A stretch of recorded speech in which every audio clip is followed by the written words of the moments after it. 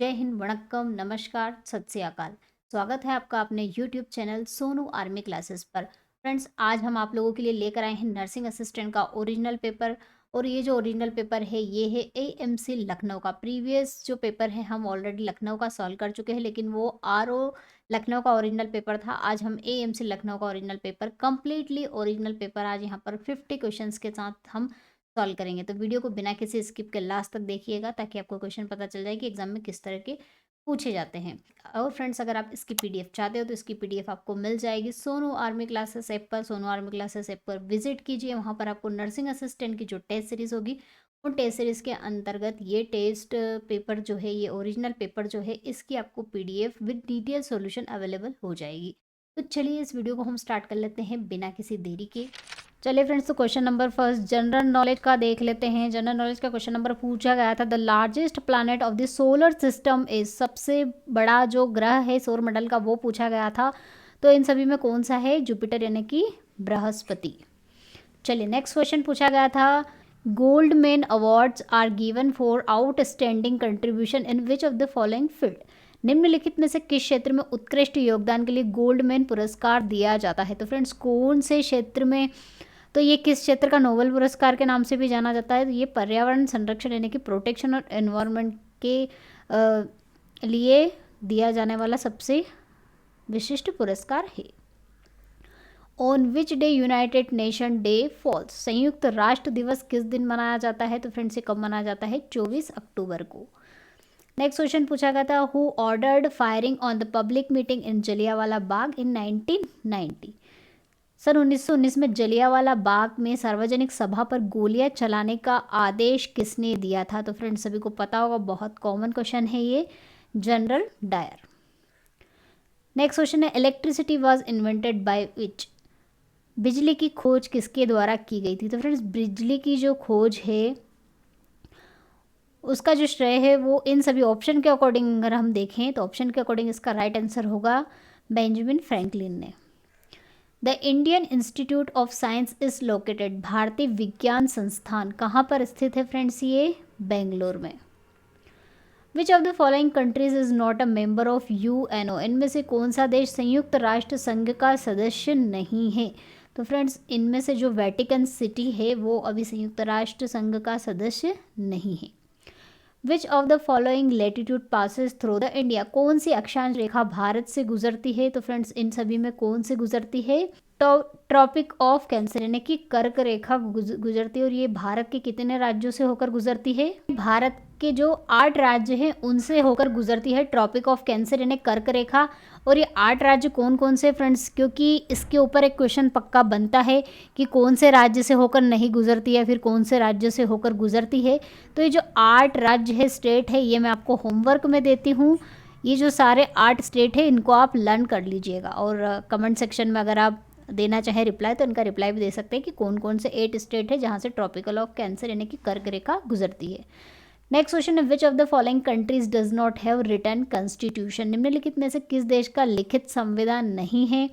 तो फ्रेंड्स, लिखित संविधान में जो यूके है, इजराइल है, कनाडा है, ये जो कंट्रीज़ हैं, इनके अलावा और भी कंट्रीज़ हैं जिनके जो कॉन्स्टिट्यूशन है वो रिटर्न नहीं है। तो इनमें सभी में से ये तो ऑप्शन है नहीं। तो फ्रेंड्स, अगर हम यूके की बात करें तो इंग्लैंड जो आता है वो किसके अंतर्गत आता है? यूके के अंतर्गत ही आता है। तो इंग्लैंड का जो कॉन्स्टिट्यूशन है वो क्या है? रिटर्न कॉन्स्टिट्यूशन है, लेकिन लिखित संविधान नहीं है। नेक्स्ट क्वेश्चन है, the headquarter of Asian development bank is located at, Asian Vikas bank का मुख्यालय कहाँ पर स्थित है? एशियन विकास बैंक के बारे में जरूर पढ़िएगा थोड़ा सा डीप में कि ये क्या काम है इसके, और इसका कब इसकी स्थापना हुई थी, और इसके क्या काम है, किस लिए बनाई गई है ये बैंक। तो इसका जो मुख्यालय है फ्रेंड्स वो कहाँ पर स्थित है? मनीला में। चलिए सेक्शन बी देख लेते हैं जो कि है हमारा मैथ्स का सेक्शन। क्वेश्चन पूछा गया था, the diameter of a circle is equal to the perimeter of square whose area is 3136 square centimetre, what is the circumference of the circle. तो फ्रेंड्स, यहाँ पर दिया है आपको, क्या पूछा है? डायमीटर दिया है शायद। डायमीटर बोला है कि diameter is the equal of the perimeter of the square, और पेरीमीटर मतलब परिमाप जो स्क्वायर का होता है फ्रेंड्स वो कितना होता है? 4a। ठीक है, ये होता है स्क्वायर का परिमाप। परिमाप मतलब चारों भुजाओं का सम 4a होता है। डायमीटर उसके इक्वल दे के रखा है। अब यहाँ पर इन्होंने पूछा है कि जो स्क्वायर है, स्क्वायर का एरिया दे के रखा है वो कितना है फ्रेंड्स, 3136। तो हम अगर इसका एलसीएम वाली मेथड से अगर मैं इसका अंडर रूट निकालती हूँ तो कितना होगा, 2 एकम 2, 2 पचाम 10, 2 छंके 12, 2 अठी 16, 2 7 ज़ा 14, 2 8 ज़ा 16, 2 7 ज़ा 14, 2 8 ज़ा 16, 2 4 ज़ा 8। फिर अगेन 2 से करेंगे, 2 3 ज़ा 6, 2 9 ज़ा 18, 2 2 ज़ा 4। अगेन 2 से करेंगे, 2 1 ज़ा 2, 2 9 ज़ा 18, 2 6 ज़ा 12। अगेन 2 से करेंगे, 2 6 ज़ा 2 9 ज़ा 18, 2 8 ज़ा 16। अगेन 2 से करेंगे, 2 4 ज़ा 8, 2 9 ज़ा 18 और 7 7 ज़ा 49। तो अगर हम इसकी पेयरिंग करें तो यहाँ से 2 मिला, अगेन पेयरिंग करें तो फिर यहाँ से 2 मिलेगा, अगेन पेयरिंग करेंगे तो मल्टीप्लाई बाय 2, अगेन पेयरिंग करेंगे तो कितना मिलेगा, 7। तो ये कितना हो जाएगा, 2 दूना 4, 4 दूना 8, 8 7 56, 56। तो ए की वैल्यू कितनी मिलेगी फ्रेंड्स, यहाँ से हमें 56। अब ये तो मिला हमें ए, लेकिन इन्होंने पूछा क्या है, सर्क्यूमफेरेंस ऑफ द सर्कल। अब सर्कल के जो सर्क्यूमफेरेंस का फॉर्मूला होता है परिधि का, वो कितना होता है, 2 पायर। ये हमसे पूछिए। अब हमारे पास रेडियस है नहीं, सिर्फ डायमीटर और ये इसका रिलेशन है, तो हम यहाँ से डायमीटर की वैल्यू निकाल सकते हैं। अब रेडियस क्या होती है, डायमीटर का अगर हाफ कर दें, तो ये डायमीटर का अगर मैं हाफ कर दूँ दोनों साइड, तो यहाँ से कितना आ जाएगा, 2 दूना 4, 2a हो जाएगा। तो यहाँ से ये डायमीटर का हाफ ही रेडियस निकल जाएगी, जो किसके बराबर होगी, 2a की। और 2a कितना होगा, 2 इंटू a कितना निकला, 56। पाई की वैल्यू कितनी है, 22/7 और ये 2, 7 या 8 56 और ये हो जाएगा 2 दूना 4,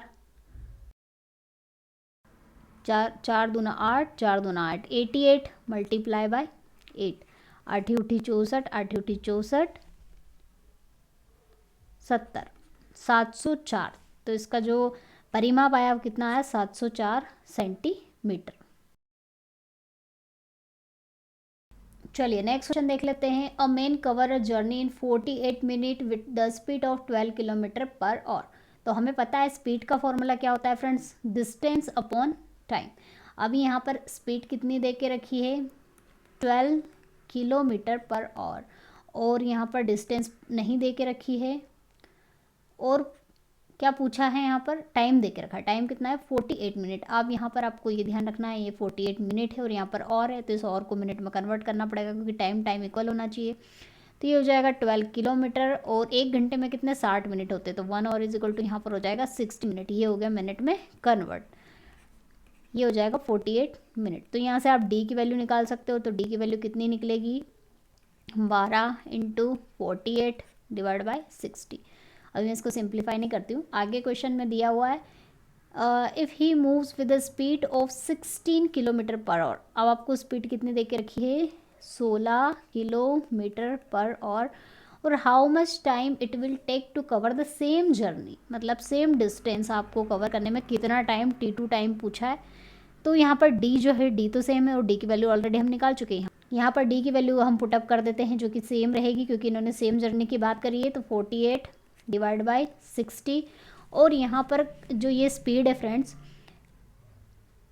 ये स्पीड की वैल्यू कितनी देके रखी है, 16, लेकिन किलोमीटर पर आवर है, तो इसको भी मिनट में कन्वर्ट करेंगे तो 60 से डिवाइड हो जाएगा। तो ये 60 से 60 तो कैंसिल हो जाएगा, ये इसके इक्वल है। हाँ, तो 16 बराबर 12, 12 या 36, 12 3 ज़ा 36 मिनट में ये कवर करेगी। चलिए नेक्स्ट क्वेश्चन है, if 5 boys take 7 hours to pack 35 toys, how many boys can pack 66 toys in 3 hours. 5 लड़के 35 खिलौनों को पैक करने में 7 घंटे का समय लगाते हैं, तो 3 घंटे में 66 खिलौने को कितने लड़के पैक कर सकते हैं। तो फ्रेंड्स हमेशा टाइम और वर्क में आपको मैं फॉर्मूला बताती हूँ, अगर आपने मेरे मैथ्स की वीडियो देखे होंगे तो उसमें होता है M1 D1 T1 divide by W1 is equal to M2 D2 T2 divide by W2। ये फॉर्मूला आपको तब लगाना है जब आपको क्वेश्चन में मेन, डे, टाइम, वर्क ऐसी चीज़ें दे के रखी हो ना, तब आपको ये फॉर्मूला अप्लाई करना है, ठीक है। अब यहाँ पर मेन दिए, मतलब M1 की वैल्यू 5 लड़के कितने। अब यहाँ पर डी नहीं दिया, जरूरी नहीं सारे ही वैल्यू आपको यहाँ पर दे रखे, जो दे के रखी है सिर्फ वही आप कंसिडर करके इस फॉर्मूला को। अब यहाँ पर डी नहीं दिया तो मैं डी हटा देती हूँ। बट फॉर्मूला जो जनरल फार्मूला वो यही होता है, इसको आपको याद रखना है। जो दिया उसकी वैल्यू पुटअप करना। अब यहाँ पर क्या दे के रखा है, टाइम 7 घंटे में पूरा करते हैं। कितना काम करते हैं मतलब कितने टॉयज पैक करें, 35। M2 की वैल्यू इन्होंने क्या है यहाँ पर पूछी है कि कितने लड़के कितने 3 घंटे अगर काम करेंगे और 66 किलो ने पैक करेंगे तो कितने लड़के लगेंगे, है ना, M2 पूछा है। तो इसको हम यहाँ पर सिंप्लीफाई कर लेते हैं। M2 की वैल्यू आ जाएगी 3 1 ज़ा 3, 3 2 ज़ा 6, 3 2 ज़ा 6। M2 यहाँ से आ जाएगा 5 7 35, 35 से 35 कैंसिल और यहाँ पर मिलेगा 22। तो कितने बॉयज़ लगे पैक करने में, 22 लड़के। चलिए नेक्स्ट क्वेश्चन परसेंटेज का बहुत इजी क्वेश्चन पूछा है फ्रेंड्स। सिर्फ पूछा गया है कि 20%, परसेंट को हम लिख सकते हैं 1 divide by 100। 20% percent is equal to 1 divide by 100, तो मैंने 20 डिवाइड बाई 100 लिख दिया।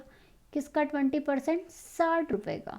कितना आएगा, 0 से 0 कैंसिल, ये 0 से ये 0 कैंसिल, बचा कितना, 6 दूना 12, 12 रुपये इसका आंसर होगा। बहुत इजी क्वेश्चन फ्रेंड्स। आप लोगों को मैथ्स के क्वेश्चन हाई लेवल के नहीं पूछेंगे, बट ये है कि आप लोगों को फॉर्मूलेज जो हैं वो सारे लर्न करके जाना है, क्योंकि लो लेवल के क्वेश्चन, मिडिल लेवल के क्वेश्चन आएंगे, लेकिन फॉर्मूले तो याद होंगे तभी आप कर पाओगे, और मेथड याद होनी चाहिए।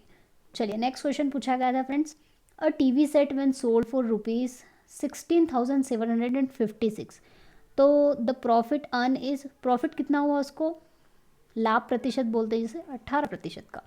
तो इन्होंने क्या पूछा है, कॉस्ट प्राइस, यानी कि उसका क्रय मूल्य बताइए टीवी का। तो यहाँ पर क्या क्या दे के रखा है फ्रेंड्स, सोल्ड हुआ है मतलब विक्रय मूल्य। विक्रय मूल्य कितना है, एसपी जिसे बोलते हैं, 16,756 यहाँ पर दे के रखा है। और क्या दे के रखा है, प्रॉफिट परसेंटेज यानी कि लाभ प्रतिशत। तो लाभ प्रतिशत कितना दे के रखा है फ्रेंड्स यहाँ पर, 18। अब आपसे पूछा है सीपी यानी कि क्रय मूल्य, कॉस्ट प्राइस। तो प्रॉफिट परसेंटेज का फॉर्मूला भी मैंने प्रीवियस जो पेपर कराया शायद उसमें भी बताया था, वो कितना होता है, SP minus CP divide by CP into 100। अब यहाँ पर 18 दे के रखा है, एसपी की वैल्यू है 16756 माइनस सीपी आपसे पूछा है डिवाइड बाय सीपी इंटू 100। अब 100 का मैं अंदर मल्टीप्लाई कर देती हूँ तो कितना हो जाएगा, और इसका अंदर क्रॉस मल्टीप्लाई, तो 18 CP is equal to 16756 minus 100 CP, इधर आके प्लस हो जाएगा तो कितना होगा, 118 सीपी इज इक्वल टू 16756। ठीक है, अब इसको डिवाइड कर देते तो सीपी की वैल्यू आ जाएगी, तो कितने होगा, 16756। यहाँ पर ये इसका भी मल्टीप्लाई होगा 2 0 का अंदर, तो ये 2 0 भी रहेगी, 2 0 और डिवाइड बाय 118। अब इसको मैं अगर डिवाइड करूँ 2 से, 2 5 ज़ा 10, 2 9 ज़ा 18, 2 8 ज़ा 16, 2 3 ज़ा 6, 2 7 ज़ा 14, 2 8 ज़ा 16 और यहाँ 00। अब 59 से आपको डिवाइड करना है किसको, 8 3 7 8 00। कितने टाइम जाएगा, 1 टाइम, 1 टाइम डिवाइड होगा तो 1 टाइम कितना होगा फ्रेंड्स यहाँ पर 59। इसको माइनस करेंगे तो कितना मिलेगा, ये 4 और ये 2 ऊपर से 7 भी उतार लेते हैं, ये 4 टाइम जाएगा यहाँ पर, 4 टाइम कितना होगा, 247, तो ऑलरेडी ये 236। अब इसमें से इसको माइनस करेंगे तो कितना मिलेगा, यहाँ लिख देती हूँ जगह नहीं है तो 1 1 और ये 8 ऊपर से लिया, और 8 1 1 8 कितने टाइम आता है इसमें, 2 टाइम। तो ये हो गया पूरी तरह से डिविजिबल, और 2 0 यहाँ पर बच गई तो यहाँ लिख दीजिए। तो इसका आंसर कितना आया कि जो सीपी आया फ्रेंड्स वो कितना आया, 14200। तो इसका राइट आंसर क्या होगा, ऑप्शन बी।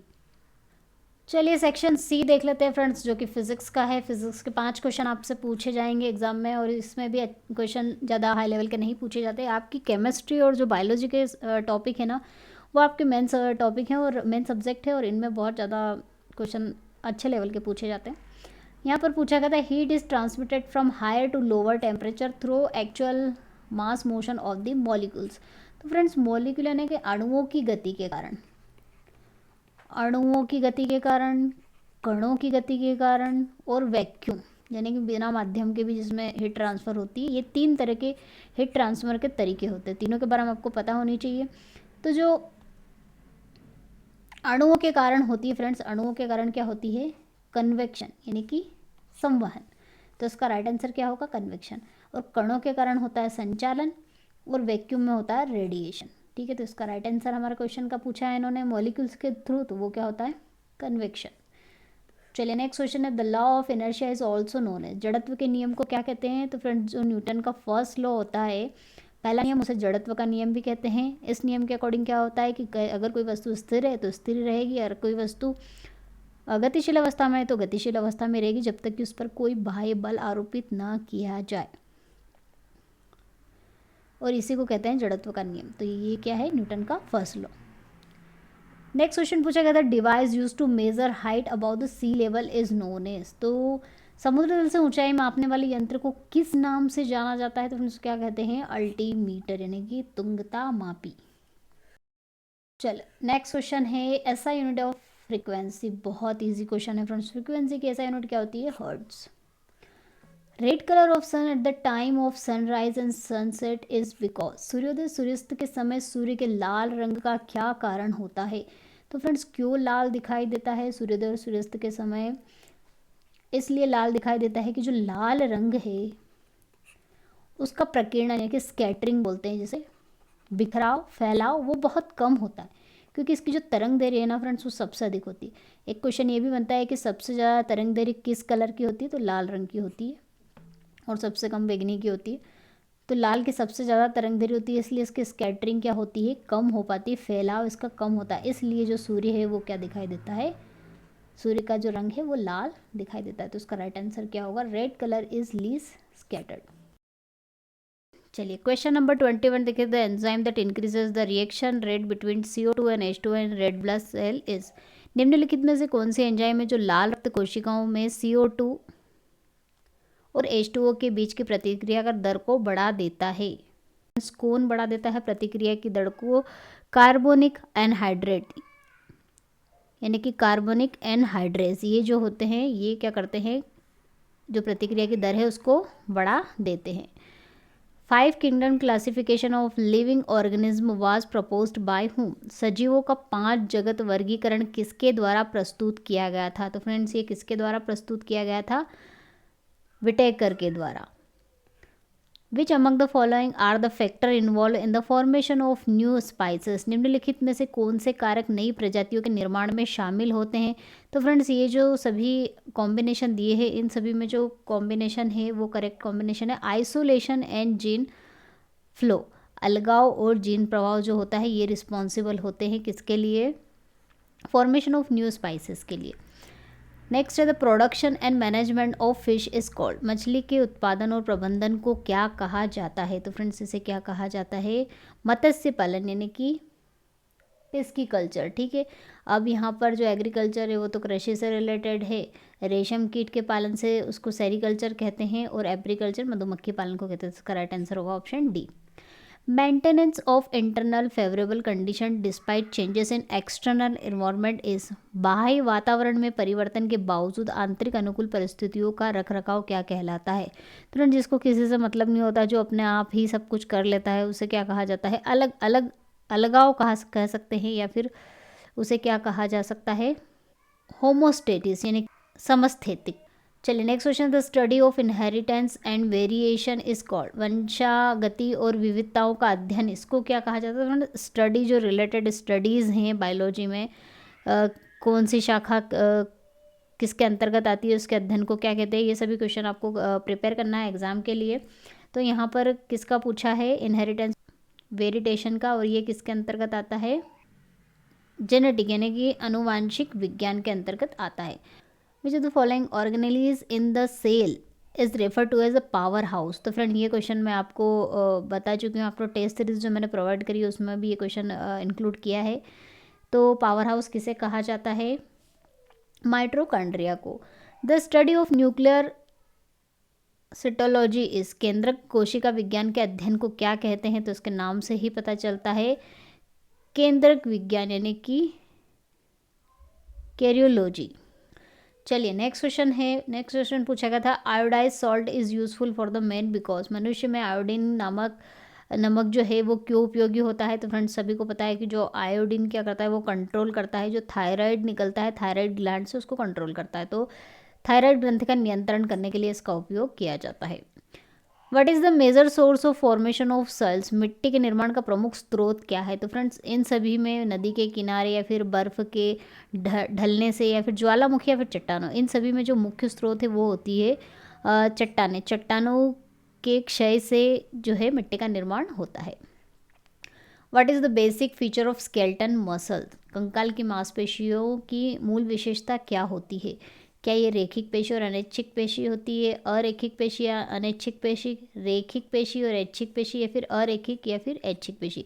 तो इसका राइट आंसर होगा ऑप्शन सी, ये रेखिक पेशी और ऐच्छिक पेशी होती है। वॉलेंटरी और स्ट्रेटेड पेशी होती है। और क्यों होती है? क्योंकि हमें पता है कि जो स्केलेटन है वो क्या होता है, अपनी इच्छा से हम स्केलेटन, जो हमारी बॉडी का स्केलेटन है, उसे हम मोड़ सकते हैं जिस दिशा में चाहे, उसमें हम मसल्स को घुमा सकते हैं। इसलिए क्या है कि रेखिक और ऐच्छिक पेशी है। ऐच्छिक इसलिए कि इसको इच्छा अनुसार हम कहीं भी मोड़ सकते हैं। चलिए, xerophthalmia is cause in man due to the deficiency of, मनुष्य में जो ज़ेरोफ्थलीमा है वो किसकी कमी के कारण होता है फ्रेंड्स? तो ये एक आँख से संबंधित बीमारी है, और जो किसकी डिफिशियंसी से होती है? विटामिन ए की कमी से। RH factor was discovered by, friend discovery से रिलेटेड क्वेश्चन बहुत ज़्यादा पूछते हैं, तो एटलीस्ट डिस्कवरी से रिलेटेड सारे क्वेश्चन आप प्रिपेयर कर लीजिए। बायोलॉजी हो, केमिस्ट्री हो, फिजिक्स हो, सभी में डिस्कवरी से रिलेटेड क्वेश्चन याद होने चाहिए आपको। RH फैक्टर का पूछा था, तो RH फैक्टर जो है वो किसके द्वारा डिस्कवर किया गया था? लेटस्टाइनर और विनर के द्वारा, और ये कब किया गया था? 1940 में।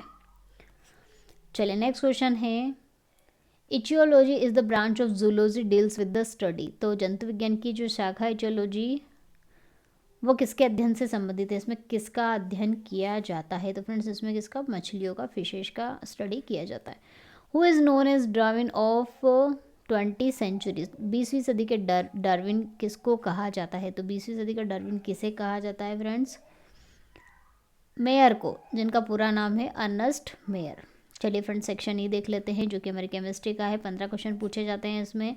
क्वेश्चन है, सॉलिड कैन बी क्लासिफाइड है, ठोस को किस रूप में वर्गीकृत किया जाता है? तो फ्रेंड्स ठोस को क्रिस्टलाइन और एमॉर्फस, यानी क्रिस्टली और अक्रिस्टली दोनों रूप में वर्गीकृत किया जा सकता है। तो इसका राइट आंसर होगा ए और बी। यहाँ पर ऑप्शन गलत प्रिंट हो गया है, बी और सी दोनों जो हैं इसके आंसर है, मतलब ये बी भी इसका आंसर है और सी भी आंसर है। Which of the following is use in dry cleaning, निर्जल धुलाई में निम्नलिखित में से कौन सा प्रयोग किया जाता है? तो ड्राई क्लीनिंग में फ्रेंड्स वाटर का यूज़ नहीं किया जाता है, इसमें किसका उपयोग किया जाता है? पेट्रोल का। The ore of iron is, लोहे का अयस्क है, इन सभी में से लोहे का अयस्क कौन सा है फ्रेंड? बॉक्साइट एल्यूमिनियम का, आप सभी को पता होगा। अब यहाँ पर मैं मैग्नेटाइट की बात करूँ तो आप बोलोगे जो मैग्नेटाइट हो मैग्नीशियम का होना चाहिए, लोहे का, तो मैग्नीशियम का नहीं, ये लोहे का अयस्क है। अब मैग्नीशियम का अयस्क भी सेम इसी नाम का होता है, लेकिन थोड़ा सा डिफरेंट होता है, उसे कहा जाता है मैग्नेसाइट। ठीक है, ये होता है मैग्नीशियम का अयस्क। मैग्नेसाइट और मैग्नेटाइट में आप कंफ्यूज नहीं होएगा। मैंने और जो है और से रिलेटेड एक वीडियो बनाया है, जिसमें और से रिलेटेड जितने भी इंपॉर्टेंट क्वेश्चन है वो सभी इसमें इंक्लूड किए, और ये वाला क्वेश्चन भी उसमें इंक्लूड किया है, तो उस वीडियो को आप ज़रूर देखिएगा। चलिए नेक्स्ट क्वेश्चन है, which of the following is use as a lubricant, निम्नलिखित में कौन सा स्नेहक के रूप में प्रयोग किया जाता है? ल्यूब्रिकेंट किसका उपयोग किया जाता है फ्रेंड्स? ग्रेफाइट का, क्योंकि इसका स्ट्रक्चर ही कुछ ऐसा होता है कि इसमें फिसलन टाइप की जो प्रॉपर्टी होती है, इसलिए इसका ल्यूब्रिकेंट के रूप में उपयोग किया जाता है। चलिए नेक्स्ट क्वेश्चन फ्रेंड्स पूछा गया था, crystalline solid can be classified on the basis of, crystalline solid होते हैं और अक्रिस्टली होते हैं, लेकिन जो क्रिस्टली ठोस होते हैं उसको किस आधार पर वर्गीकरण उनका किया गया है? उनकी ऊष्मा के आधार पर, या अंतराणुविक बलों के आधार पर, आकार के आधार पर, या फिर लंबी दूरी के क्रम के आधार पर? तो इसका राइट आंसर होगा long range order. Long range order friends क्या होती है, जिसमें क्या होते हैं कि जो मॉलिक्यूल्स है वो अरेंज होते हैं, एक फिक्स पैटर्न में अरेंज होते हैं, वो होता है लॉन्ग रेंज ऑर्डर। तो क्रिस्टल इसके आधार पर क्लासिफिकेशन इनका किया जाता है। चलिए नेक्स्ट क्वेश्चन है, alloy is use for making magnet, चुंबक बनाने के लिए किस मिश्र धातु का उपयोग किया जाता है? धातु नहीं पूछा है, ध्यान रखिएगा, मिश्र धातु का पूछा है, तो एल्निको का उपयोग किया जाता है। और यहाँ पर एल्निको का मतलब क्या है, क्यों कहा जाता है एल्निको, ये बता देती हूँ। एल से एल्यूमिनियम होता है, और एन से निकल, और को से कोबाल्ट, तो एल्यूमिनियम, निकल, कोबाल्ट तीनों का मिश्रण होता है ये एल्निको, और जिससे क्या बनाया जाता है? चुंबक। चलिए नेक्स्ट क्वेश्चन है, ऑक्सीडेशन इज डिफाइंड एज, ऑक्सीकरण क्या कहते हैं फ्रेंड्स, किसे कहते हैं? तो ऑक्सीडेशन के ऊपर क्वेश्चन ये वाला बहुत इंपॉर्टेंट क्वेश्चन, और ये मैं आपको बता भी चुकी हूँ, ये क्वेश्चन मैंने टेस्ट सीरीज़ में भी इंक्लूड किया है। तो फ्रेंड देखिए, हमारे टेस्ट सीरीज़ से रिलेटेड जो क्वेश्चन है वो भी ओरिजिनल पेपर में आ चुके हैं, तो टेस्ट सीरीज़ ज़रूर एक बार आप चेकआउट कीजिएगा सोनू आर्मी क्लासेस ऐप में जाकर। यहाँ पर ऑक्सीडेशन की बात करिए तो ऑक्सीडेशन जो है वो क्या है। ऑक्सीडेशन का मैं आपको एक ओवरव्यू बता देती हूँ कि ऑक्सीडेशन में एक्चुअली होता क्या है। ऑक्सीडेशन जो प्रोसेस होती है उसमें लॉस ऑफ इलेक्ट्रॉन, इलेक्ट्रॉन की कमी होती है, लॉस ऑफ हाइड्रोजन, हाइड्रोजन भी उसमें से निकल जाती है, और एडिशन किसका होता है फ्रेंड्स उसमें, एडिशन ऑफ ऑक्सीजन, ऑक्सीजन का जुड़ना। तो यहाँ पर ऑप्शन अगर पहला देखें तो लॉस ऑफ इलेक्ट्रॉन करेक्ट है, लॉस ऑफ ऑक्सीजन नहीं होता है, एडिशन ऑफ ऑक्सीजन होता है उसमें, गेन ऑफ हाइड्रोजन नहीं होता है, लॉस ऑफ हाइड्रोजन होता है, गेन ऑफ इलेक्ट्रॉन तो क्या होता है, रिडक्शन। तो ऑक्सीडेशन के लिए ये तीनों जो प्रॉपर्टी है इनको लर्न कर लीजिए, और ऑक्सीडेशन रिडक्शन से रिलेटेड टॉपिक भी मैं बना चुकी हूँ जिनको आप चैनल पर जाकर देख सकते हैं, उसमें ये क्वेश्चन मैंने इंक्लूड किया था। तो इसका राइट आंसर क्या होगा, लॉस ऑफ इलेक्ट्रॉन। चलिए, reducing agent, reducing agent is also known as, अपचायक को किस रूप में भी जाना जाता है, तो फ्रेंड अपचायक जो रिड्यूसिंग एजेंट है उसका दूसरा नाम क्या है, अब उसको रिडक्टेंट भी बोल सकते हो, रिडक्टेंट या फिर रिडक्टेंट एजेंट। तो उसका राइट आंसर होगा ऑप्शन ए, या फिर रिड्यूसर भी बोला जाता है उसे। Name the gas which is present in the domestic cooking gas cylinder, घरेलू सिलेंडर में विद्यमान गैस का नाम बताइए। बहुत ईजी है फ्रेंड्स, उसमें ब्यूटेन और प्रोपेन जो होती है, इन दोनों का कॉम्बिनेशन होती है। एलपीजी जो हमारी होती है, तो उसका राइट आंसर होगा butane. Ships and submarines have been design on the basis of, जहाज और पनडुब्बियों के डिज़ाइन का निर्माण किसके आधार पर किया जाता है, तो फ्रेंड्स ये जो है शिप और सबमरीन, ये इससे रिलेटेड क्वेश्चन मैंने बियॉन्ड फोर्स का जो लेक्चर लिया था उसमें इंक्लूड किया है। आर्किमिडीज प्रिंसिपल जो है वो इंक्लूड किया था, आर्किमिडीज प्रिंसिपल इसका आंसर होगा, जिसके अकॉर्डिंग क्या होगा कि जो भी वस्तु पानी पर तैरती है तो वो कब तैरती है, उसके हटाए गए पानी या फिर बियॉन्ड फोर्स के ऊपर डिपेंड करती है, जिसे आर्किमिडीज प्रिंसिपल से डिफाइन कर सकते हैं। इसलिए ये जो उनका निर्माण किया जाता है वो किस बेसिस पर किया जाता है, आर्किमिडीज प्रिंसिपल पर। Which one of the following substance is use in laboratory for fast drying of natural gases, बहुत अच्छा क्वेश्चन है फ्रेंड्स। जो लेवल है आप लोगों का केमिस्ट्री का और बायोलॉजी का लेवल है फ्रेंड्स, वो हाई लेवल ही है यहाँ पर, तो हाई लेवल के हिसाब से ही तैयारी कीजिएगा। निम्नलिखित में से कौन सा पदार्थ प्रयोगशाला में उदासीन गैसों को तेजी से सुखाने में काम करता है, तो किसका उपयोग किया जाता है फ्रेंड्स, अनहाइड्रेट कैल्शियम क्लोराइड, इसका आंसर होगा निर्जलीय कैल्शियम क्लोराइड का। नेक्स्ट क्वेश्चन है which are the two form of oxygen found in atmosphere, तो एटमोसफियर में ऑक्सीजन की कौन सी दो फॉर्म मिलती है, एक तो ऑक्सीजन मिलती है O2 और दूसरी किस फॉर्म में, ओजोन के फॉर्म में मिलती है, तो इसका राइट आंसर होगा ozone and oxygen. System in which there is no exchange of matter work और energy from the surrounding is known as, मतलब जिसमें सराउंडिंग से ऊर्जा का और कोई भी ट्रांसफॉर्मेशन नहीं होता है उसे क्या कहा जाता है, आइसोलेटेड, यानी कि बिल्कुल पृथक। चलिए नेक्स्ट क्वेश्चन है which of the following noble gases does not exist in air, friends ये क्वेश्चन मैंने कोई सा एक वीडियो बनाना था जिसमें होमवर्क में दिया था लोगों को, टेक्निकल के बच्चों को मैंने होमवर्क में दिया था कि कौन सी नोबल गैस है जो हवा में नहीं पाई जाती है, तो उसका आंसर लोगों ने दिया भी था, तो उसका आंसर था रेडॉन। चलिए नेक्स्ट क्वेश्चन है which of the following is known as king of chemicals, निम्नलिखित में से किसको रसायन का राजा कहा जाता है, तो एसिड बेस एंड सॉल्ट का ये टॉपिक है, तो किसे कहा जाता है फ्रेंड्स, H2SO4, जिसे कहा जाता है सल्फ्यूरिक अम्ल को।